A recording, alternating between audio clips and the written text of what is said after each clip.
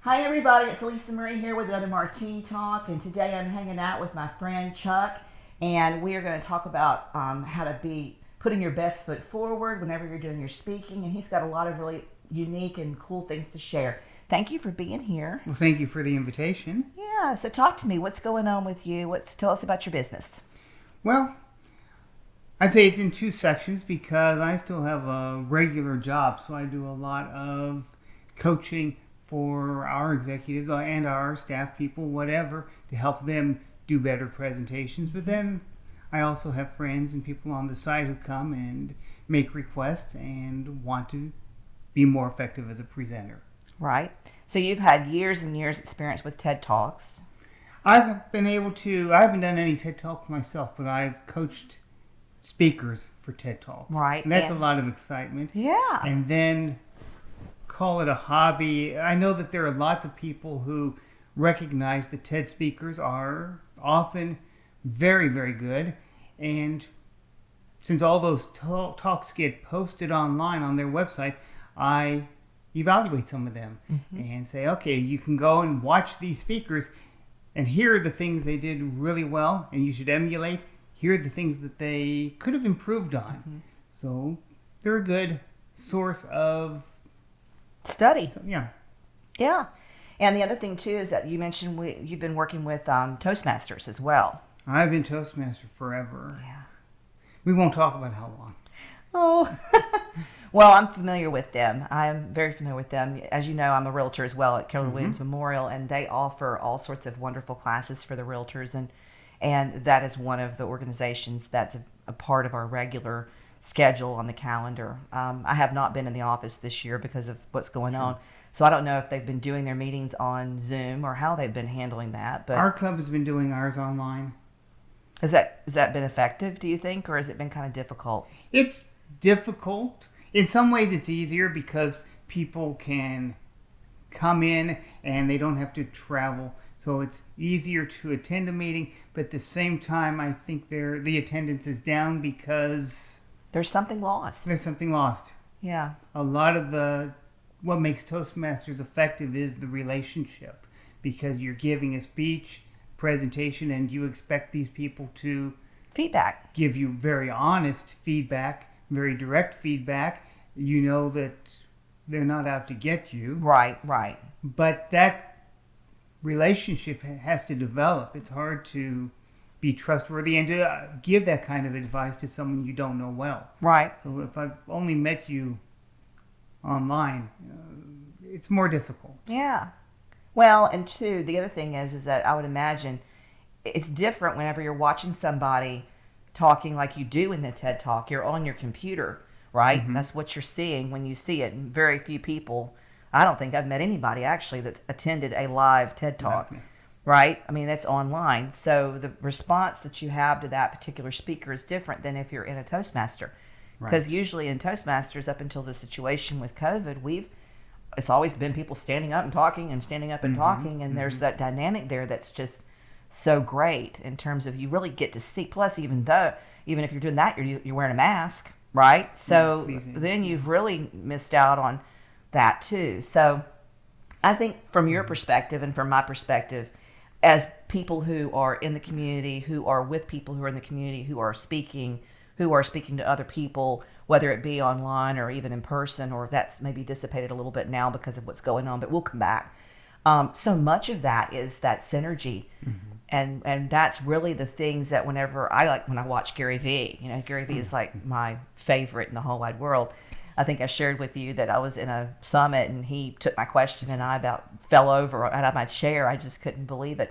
And he's so like, and I love that. And William's so too. You guys know William's always in and out of my Martini Talks and my kitchen segment, so he wants to come say hello today. If you want to come be with us while we're doing our Martini Talk, darling, you're welcome to come visit. Just be quiet, okay?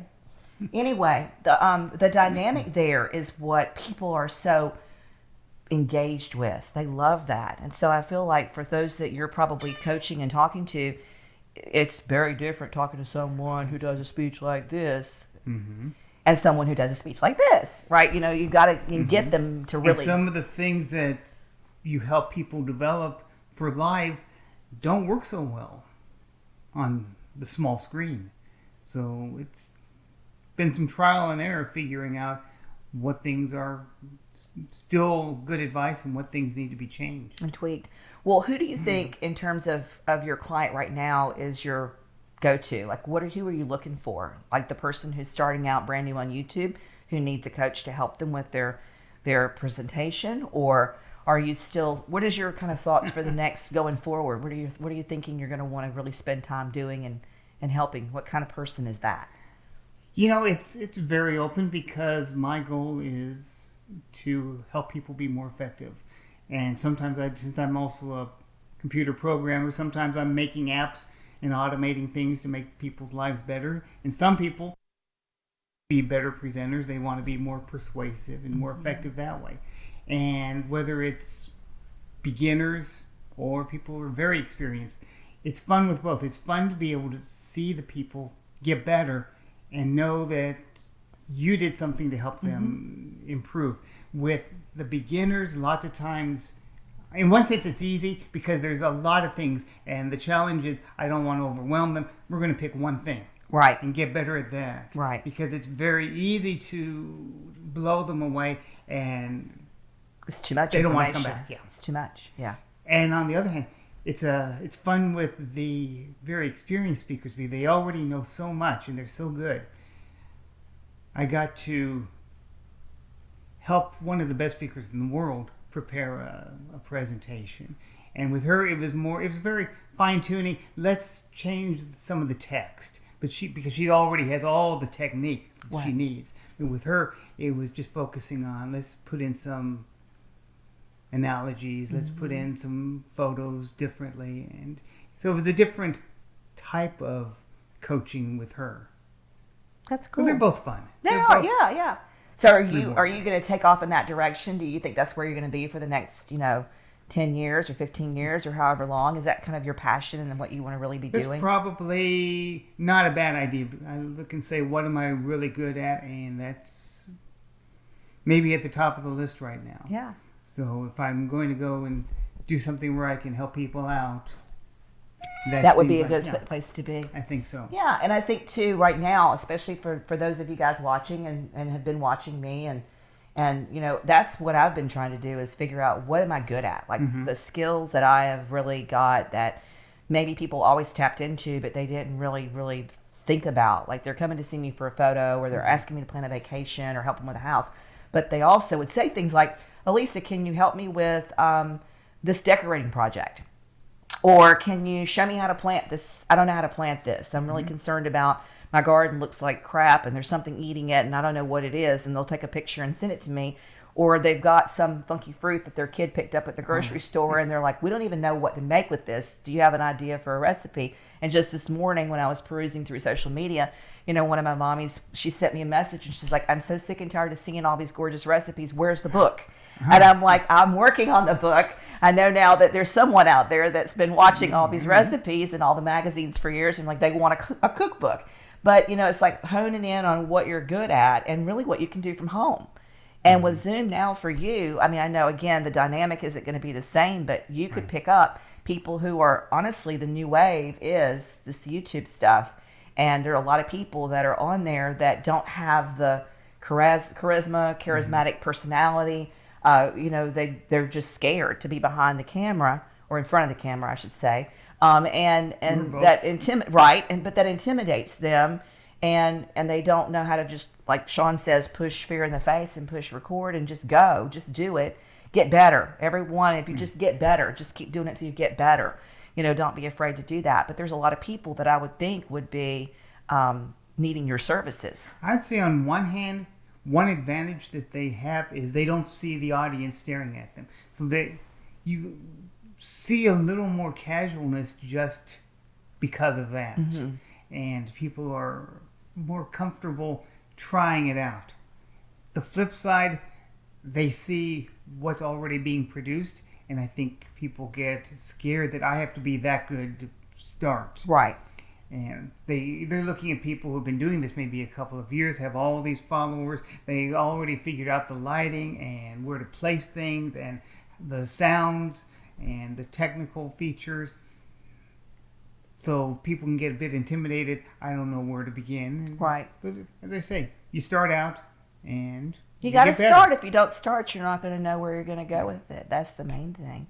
I really think that you're going to find a lot of people that are going to want to need to find their niche in all of the stuff that we've had to deal with this year. You're going to find a lot of people maybe in our Sugarland area even. In fact, another idea is corporate. You know, we're not flying these executives back and forth all over. They've got to present. They don't know how to present unless they're in a boardroom. Some of them don't really have that comfort zone there. So I see a lot of potential for what they're doing. Discovering the slide, because I really like to improve slides and data visualization, but they're discovering people aren't watching on a big screen. They're watching on this phone. Uh-huh. You can't fill your slide just with text because the people can't see what you're talking about. Oh, no. So there's all kinds of habits that we're forcing people to do better. Which is good. Yeah, those are things that they shouldn't be doing anyway. Right. Yeah. Well, as you know, I'm going to be launching my courses here shortly on my Teachable platform. I've got the Sweet Life School for the children and the Sweet Life University for the adults, and I'm going to be teaching different classes, and I'm going to tap into your knowledge on that because I'm working on slide decks. I'm working on all those things that I have no idea how to do, because for years I've been out here shooting babies and, you know, doing stuff with warm, touchy-feelies and not behind that computer building and developing programs and courses. And so the combination between presenting in a way that they can see me visually, similar to Martini Talks, similar to the Sweet Life Kitchen Garden, whatever, in combination with the information that they need to glean and learn that particular skill set, I'm going to be tapping into your knowledge base up there. Because I don't know how to do that, you know. Yeah, but with your background in photography, there are so many skills that translate very well to visual slides. So you know your grids and your PowerPoints, right? And you know about where the face is looking, and you follow the eyes and things like that. And you know about balance and asymmetry.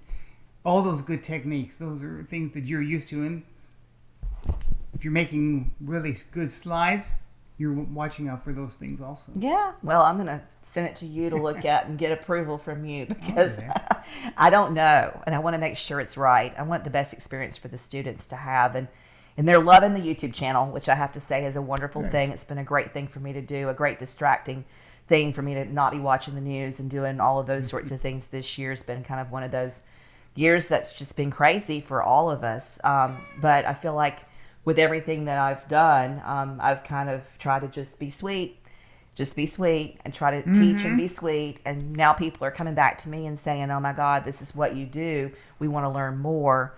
And the same thing's going to happen with you. It already has. So it's just wonderful to see that both of our skills and what we're really good at are still very much needed. And are very much appropriate for the times that we're in right now.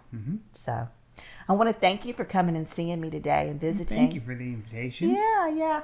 You guys, I hope that you found some value in our conversation. And if you did, please do me a favor and like and share. And don't forget to ring that bell so that you're notified each week when we drop a new episode. We'll see you soon. Take care. Bye-bye. Bye.